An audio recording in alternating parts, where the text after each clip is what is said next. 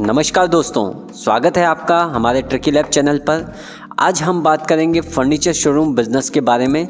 अगर आप सोच रहे हैं इस बिज़नेस को कैसे शुरू करें, कौन कौन से हम लोगों को स्टेप फॉलो करने पड़ेंगे और इसमें कितने इन्वेस्टमेंट की आवश्यकता पड़ेगी, तो ये खास वीडियो आपके लिए है।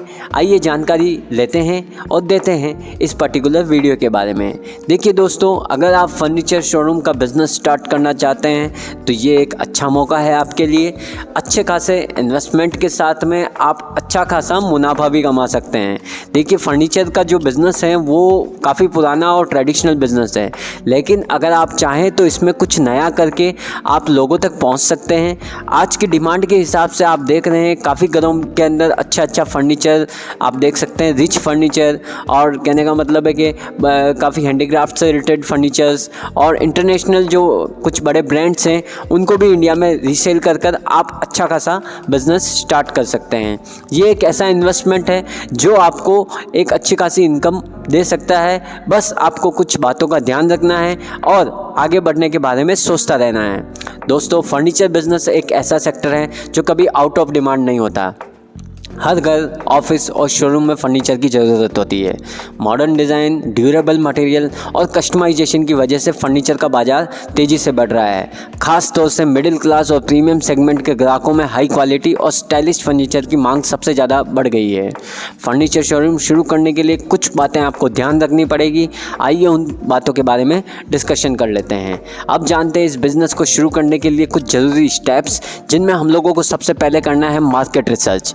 अपने लोकल एरिया में रिसर्च करना है कि कौन कौन से फर्नीचर के आइटम की डिमांड सबसे ज़्यादा रहती है, जैसे कि बेड्स हो गए, सोफ़े हो गए, डाइनिंग टेबल्स हो गए, ऑफिस चेयर्स हो गए, या कस्टमाइज फर्नीचर की डिमांड सबसे ज़्यादा है। थोड़ा सा आप रिसर्च करेंगे तो उससे आपको आइडिया लग जाएगा कि इस पर्टिकुलर प्रोडक्ट कैटेगरी में आपको कौन कौन से प्रोडक्ट्स अपने शोरूम पर रखने चाहिए, या उन प्रोडक्ट्स के कौन से ऐसे प्रोडक्ट्स हैं जिनके साथ में आप स्टार्ट कर सकते हैं। दूसरी चीज़ सबसे इम्पोर्टेंट है, वो है लोकेशन।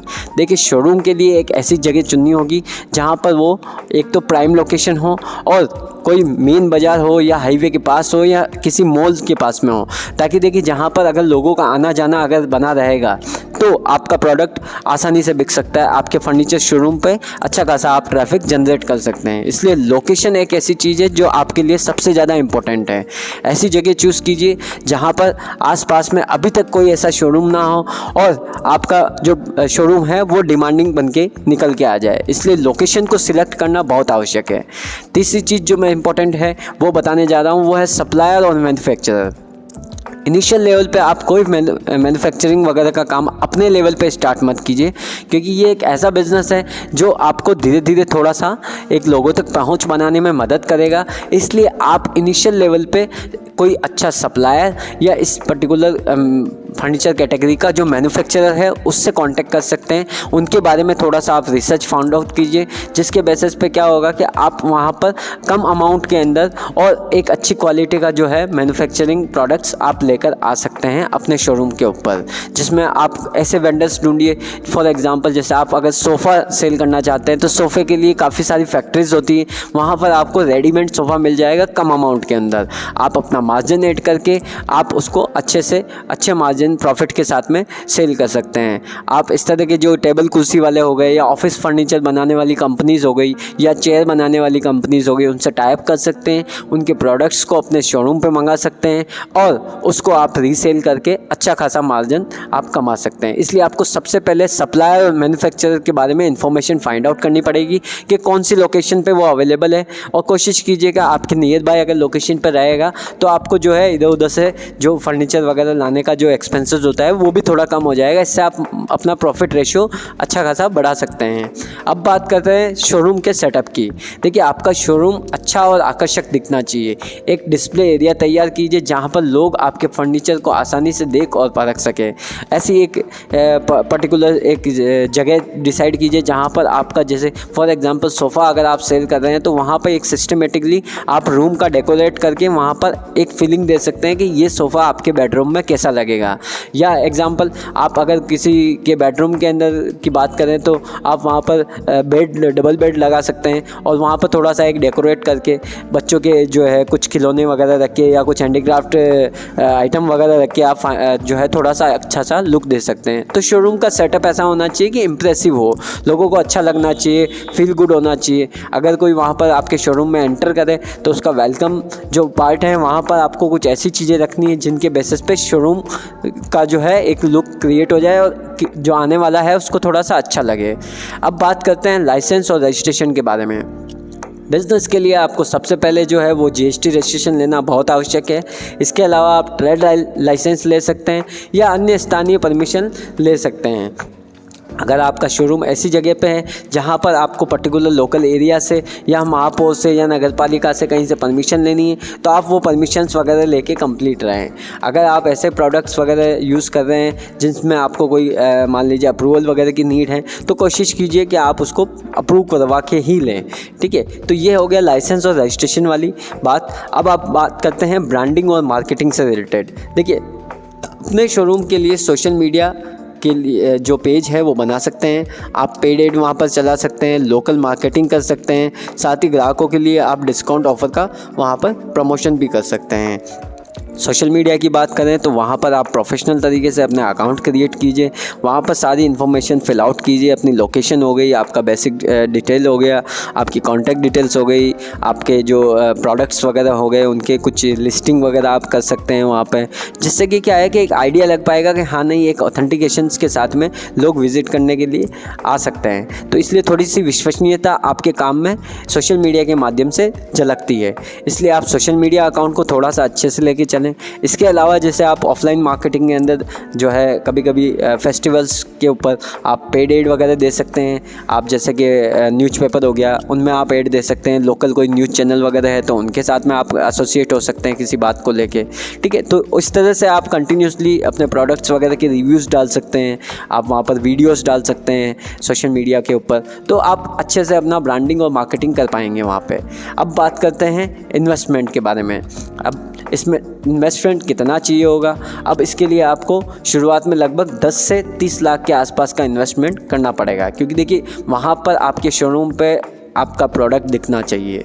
अगर प्रोडक्ट की कैटेगरीज़ नहीं दिखेगी, मल्टीपल कैटेगरीज़ नहीं दिखेगी या थोड़ा सा स्टॉक नहीं दिखेगा तो वहाँ पर जो है विजिटर को हैप्पीनेस फील नहीं होगा। इसलिए उसके पास में ऑप्शंस होने चाहिए कि हाँ वो कौन सा प्रोडक्ट सिलेक्ट कर सके। आपको मल्टीपल ऑप्शंस वहाँ पे क्रिएट करने पड़ेंगे। आपको मल्टीपल्स जो है कैटेगरीज़ के जो प्रोडक्ट हैं फर्नीचर कैटेगरी के अंदर वहाँ आपको डिस्प्ले पे अच्छे खासे रखने पड़ेंगे। इससे क्या होगा कि एक डेकोरम भी मेंटेन हो पाएगा और प्रॉपर तरीके से काम हो पाएगा। इसलिए आपको 10 से 30 लाख के आसपास तक का इनिशियल लेवल पे आप इन्वेस्टमेंट मान के चलिए, जिसमें आपका शोरूम का और सेटअप वगैरह हो गया, जैसे वो 5 लाख से 10 लाख का हो जाएगा। फर्नीचर स्टॉक लेते हैं तो वो कम से कम 10 से 15 लाख तक का फर्नीचर स्टॉक आएगा। मार्केटिंग और प्रमोशन के अंदर मान के चले तो 50,000 से लेके 1-1.5 लाख तक का भी खर्च हो जाता है। और अन्य खर्चों में जैसे कि आपके लाइसेंस हो गए, डॉक्यूमेंटेशंस हो गया, बिजली हो गया और 1-2 स्टाफ आप रखोगे भी उसको मेंटेन करने के लिए, तो 1 से 3 लाख के आसपास की कॉस्टिंग आप वो अन्य खर्चों की मान के चले। कुल मिलाकर आपका इन्वेस्टमेंट आपकी लोकेशन और बिजनेस साइज पर निर्भर करता है। इसलिए आप थोड़ा सा जो है, अगर आप खुद पैसा लगा रहे हैं तो कुछ पैसा आप लगा लीजिए, कुछ पैसा आप बिज़नेस लोन भी ले सकते हैं और आप अपने बिज़नेस को आगे बढ़ा सकते हैं। अब बात करते हैं मुनाफे और ग्रोथ की।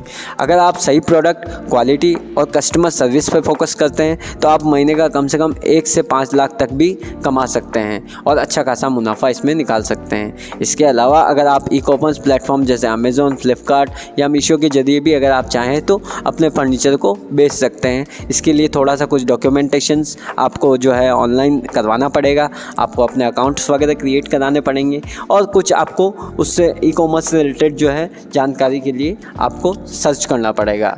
तो दोस्तों ये थे कुछ ऐसे फर्नीचर से रिलेटेड प्रोसेस जो आप फर्नीचर शोरूम स्टार्ट करने से पहले आप कर सकते हैं। आप अगर सही प्रोडक्ट देंगे, क्वालिटी प्रोडक्ट देंगे कस्टमर को और कस्टमर सर्विस अगर पे ध्यान देंगे तो आप अच्छा खासा अमाउंट कमा सकते हैं। अब बात करते हैं सफलता के लिए हम लोगों को क्या फॉलो करना पड़ेगा। यहाँ कुछ टिप्स दिए जा रहे हैं जिसमें हम लोग जो है आपके फर्नीचर बिजनेस को कैसे सफल बना सकते हैं उसके बारे में बात कर लेते हैं।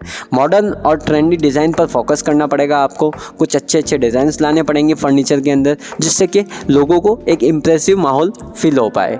कस्टमाइजेशन की सुविधा भी देनी पड़ेगी। कभी कभी कुछ चीज़ों के लिए जो है कस्टमर डिमांड कर देता है कि कस्टमाइजेशन, तो उसके लिए आपको कुछ मान लीजिए जो छोटे मोटे फर्नीचर वाले हैं, रिपेयरिंग वाले हैं, इन लोगों को आपके साथ में एसोसिएट करके रखना पड़ेगा ताकि छोटे मोटे कस्टमाइजेशन के लिए आपको मदद मिल सके।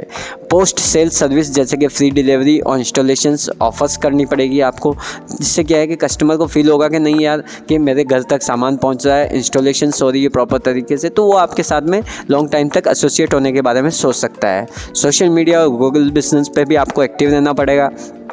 अपने सोशल मीडिया अकाउंट पे और गूगल बिजनेस अकाउंट पे आपके प्रोडक्ट्स वगैरह को आप जो है प्रॉपर तरीके से अपडेट करते रहें। कोई नया मॉडल आता है या कोई नया डिज़ाइन आता है तो उसको वहाँ पे आप अपडेट करते रहिए ताकि देखिए क्या जो दिखता है वो बिकता है, ये हम लोग अच्छे से जानते हैं। तो इन सारी चीज़ों के साथ में आप अपने बिज़नेस को सक्सेसफुल कर सकते हैं अगर आप फर्नीचर शोरूम का बिज़नेस कर रहे हैं। तो दोस्तों, अगर आप एक ऐसा बिज़नेस शुरू करना चाहते हैं जिसमें हमेशा डिमांड हो तो फर्नीचर शोरूम बिज़नेस आपके लिए परफेक्ट है। इसे सही प्लानिंग और मेहनत के साथ में आप शुरू कर सकते हैं और अपने सपनों को साकार कर सकते हैं। अगर ये वीडियो आपको पसंद आया हो तो इसे लाइक करें, शेयर करें और हमारे चैनल को सब्सक्राइब करना मत भूलिए। मिलते हैं अगले वीडियो में, तब तक के लिए धन्यवाद। जय हिंद, जय भारत।